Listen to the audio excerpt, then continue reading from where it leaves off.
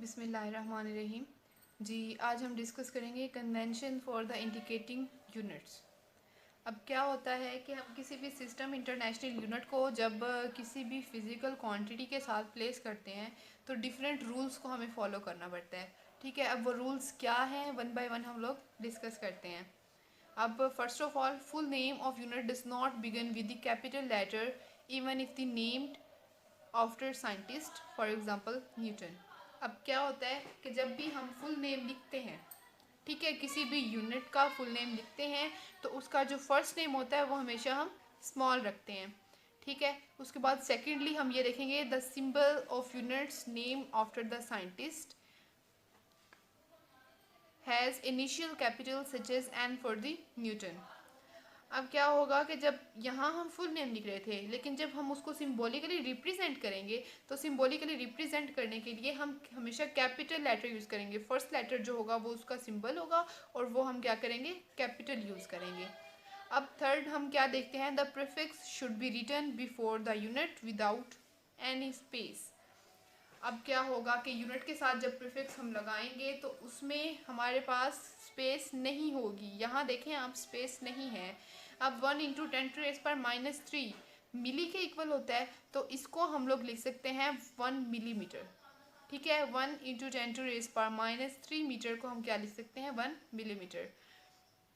अब नेक्स्ट क्या होगा, a combination of base unit is written each with 1 space apart.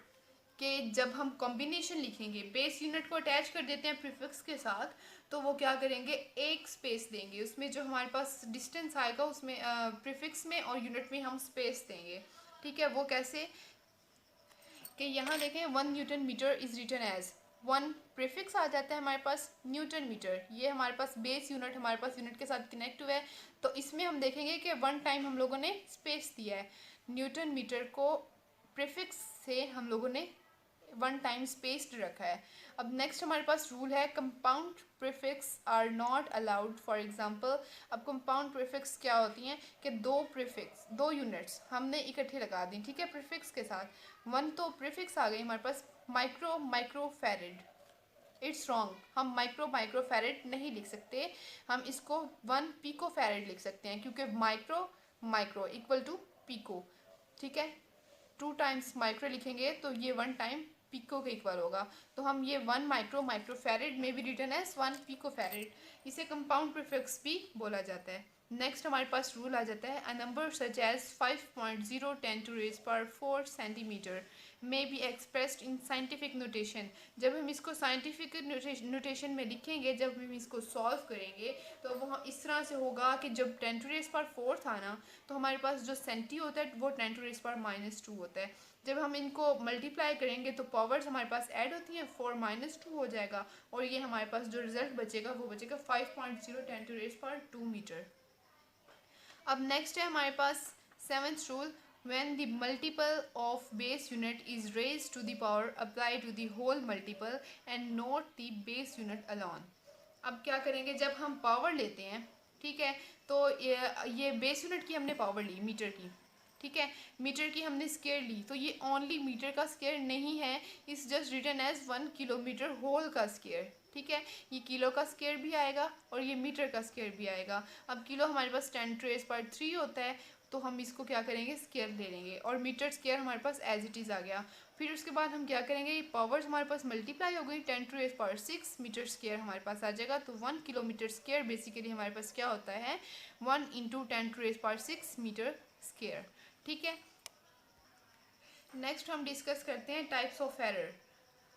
How many types of error are there are 2 types of errors, या वो random error होगा या वो systematic error होगा।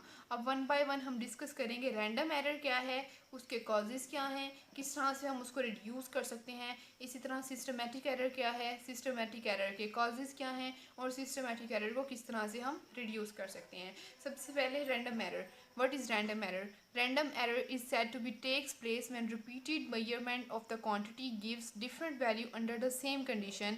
कि अगर हम कोई भी प्रैक्टिकल कर रहे हैं, ठीक है, कोई भी मेजरमेंट कर रहे हैं, तो हम रिपीटेड वैल्यूज़ अगर हम उसको बार बार रिपीट कर रहे हैं सेम कंडीशन के अंडर, ठीक है, कंडीशंस हम सेम अप्लाई कर रहे हैं, लेकिन हम उसको बार बार जो है वो रिपीट कर रहे हैं, लेकिन वो डिफरेंट रिजल्ट हमें दे रहा है। ठीक है, वो हमें सेम रिजल्ट नहीं दे रहा, जबकि हमारे पास वैल्यू भी सेम है, हमारे पास कंडीशन भी सेम है, ईच एंड एवरीथिंग, लेकिन वो हमारे पास रिजल्ट हमारे डिफरेंट दे रहा है। तो वो क्या होगा, हमारे पास रैंडम एरर आ जाएगा। अब इसके कॉजेज़ क्या होते हैं? It is due to some unknown reason. ये अननोन रीज़न मतलब पर्सनल एरर भी हो सकता है। ठीक है, कि एक इंसान जो है वो प्रैक्टिकल कर रहा है, तो वो उसे नहीं पता कि किस तरह से हमने यूज़ करना है एपरेटस, और वो बार बार इसको मतलब अप्लाई कर रहा है, लेकिन उसे जो है ना वो जो रिज़ल्ट है वो डिफरेंट मिल रहे हैं। ठीक है, तो ये एपरेटस की वजह से भी हो सकता है, फॉल्टी एपरेटस की वजह से। अब नेक्स्ट है रिडक्शन ऑफ रैंडम एरर, कि हम किस तरह से रैंडम एरर को रिड्यूस कर सकते हैं। The random error can be reduced by taking several readings of same quantities then taking mean values। अब क्या होगा, हम सेम क्वांटिटीज़ की जो है वो रीडिंग्स लेंगे। ठीक है, उनका जो रिजल्ट आएगा हम उनकी मीन वैल्यू लेंगे। अब मीन वैल्यू कैसे ले सकते हैं? अगर हमारे पास 3 फोर्सेस हैं F1, F2 एंड F3, तो हम तीनों को ऐड कर देंगे और 3 से जितनी उनके नंबर्स हैं उतने से हम उनको डिवाइड कर देंगे। फॉर एग्जांपल हमारे पास अगर n फोर्सेस हैं तो F1 plus F2 plus F3 up to Fn plus करके डिवाइडेड बाय n कर देंगे। n जो है वो नंबर ऑफ फोर्सेस हैं कि कितनी हम लोगों ने रीडिंग्स ली थी, कितनी फोर्सेस हमारे पास आई थी, उन सबको हमने ऐड करके और नंबर ऑफ फोर्सेस पे डिवाइड कर दिया। ठीक है, अब हमारे पास सोर्सेज ऑफ एरर्स क्या हो सकते हैं? Negligence, inexperience of a person, या ठीक है, सबसे पहले नेग्लिजेंस, कि हमें नहीं पता हमने किस तरह से यूज़ करना है, और हम फिर भी जो है प्रैक्टिकल कर रहे हैं, तो वो एरर्स ही क्रिएट करेगा, वो कभी भी हमारे पास जो परफेक्टली है वो परफॉर्म नहीं हो सकेगा। नेक्स्ट हमारे पास होगा फॉल्टी ऑपरेटर्स, कि अगर हमारा ऑपरेटर्स ख़राब है तो हम जितनी भी रीडिंग्स ले लें वो हमारे रिज़ल्ट जो है वो हमारी जो एक्सपेक्टेशन है उसके मुताबिक हमें रिज़ल्ट देगा ही नहीं। ठीक है, जो थ्योरेटिकली हम लोगों ने पढ़ा है उसका रिजल्ट वो हमें ऑब्जर्वेशंस कभी भी नहीं देंगे। क्यों? क्योंकि ऑपरेटर्स हमारे पास फॉल्टी होगा। इनएप्रोप्रिएट मेथड और टेक्निक, कि हम जो टेक्निक यूज़ कर रहे हैं वो गलत है। ठीक है, हम जो टेक्निक यूज़ करके प्रैक्टिकल कर रहे हैं, हम कोई भी परफॉर्मेंस दे रहे हैं, वो गलत है हमारे पास, तो जाहिर है तो हमारे पास जो रिज़ल्ट आएगा वो ऑटोमेटिकली रॉन्ग होगा। अब सिस्टमेटिक एरर क्या होता है? सिस्टमेटिक एरर ये होता है कि systematic error occur when all measurements of the particular quantity are affected equally, these give consistent difference in the readings, कि हम बार बार एक ही क्वांटिटी को जो है वो मतलब मेजर कर रहे हैं, हम उसको प्रैक्टिकल के ज़रिए हम बार बार उसकी मेजरमेंट्स ले रहे हैं, लेकिन उसमें कंसिस्टेंट डिफरेंस आ रहा है, मतलब इक्वली उसमें जो है ना वो जो है ना वो डिफरेंस आ रहा है हमारे पास, तो वो हमारे पास सिस्टमेटिक एरर कहलाएगा। ठीक है, अब इसके कॉजेज़ क्या हो सकते हैं? The systematic error occurs due to zero error in measuring instrument. इसका मतलब कि जो ज़ीरो एरर है हमारे पास मेजरिंग इंस्ट्रूमेंट वो हमने रिड्यूस किया ही नहीं। सबसे पहले हम प्रैक्टिकल परफॉर्म करने से पहले ज़ीरो एरर को रिड्यूस करते हैं। ठीक है, सेकेंडली हमारे पास होता है पुअर कैलिब्रेशन ऑफ इंस्ट्रूमेंट, कि हमने कैलिब्रेशन की ही नहीं। फॉर एग्जाम्पल अगर हम वर्नियर कैलिपर यूज़ कर रहे हैं तो हम लोगों ने जो उसकी लाइंस को उसके ज़ीरो एरर को रिड्यूस करना होता है वो हमने किया ही नहीं। Incorrect calibration of measuring instrument, कि मतलब वो जो अगर हमने कैलिब्रेशन कर भी दी है तो वो सही नहीं किया।